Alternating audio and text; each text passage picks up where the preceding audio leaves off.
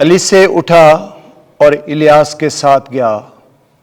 ہمارے لیے آج کی پہلی تلاوت ملوک کی پہلی کتاب اس کا 19واں باب اس کی 19ویں سے 21ویں آیات مقدسہ۔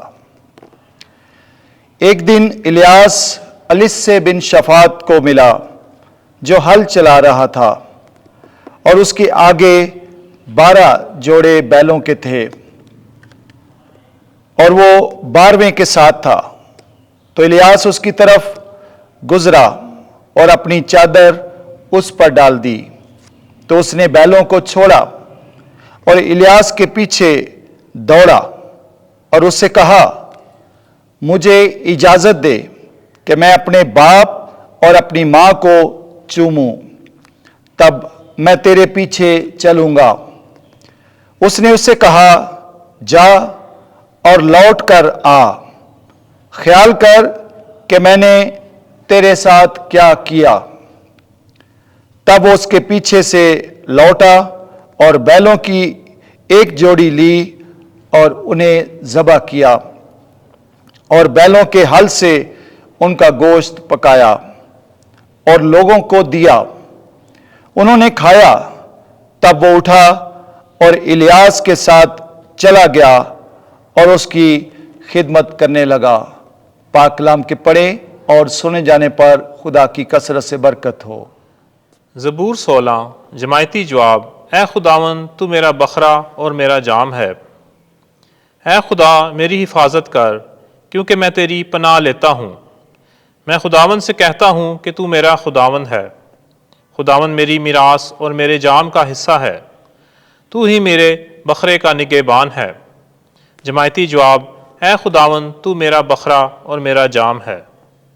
میں خداوند کو مبارک کہتا ہوں، کیونکہ اس نے مجھے صلاح دی ہے اور رات ہی کو میرا قلب مجھے نصیحت کرتا ہے۔ میں ہر وقت خداوند کو اپنی نگاہ میں رکھتا ہوں۔ جب وہ میری دائنی طرف ہے تو میں جنبش نہ کھاؤں گا۔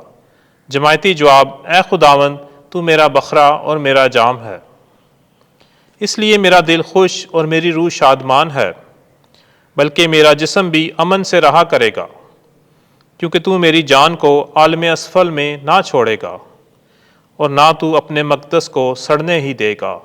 جماعتی جواب۔ اے خداوند تو میرا بکھرا اور میرا جام ہے۔ خداوند آپ کے ساتھ ہو۔ انجیل مقدس متی کے مطابق اے خداوند تیری تمجید ہو۔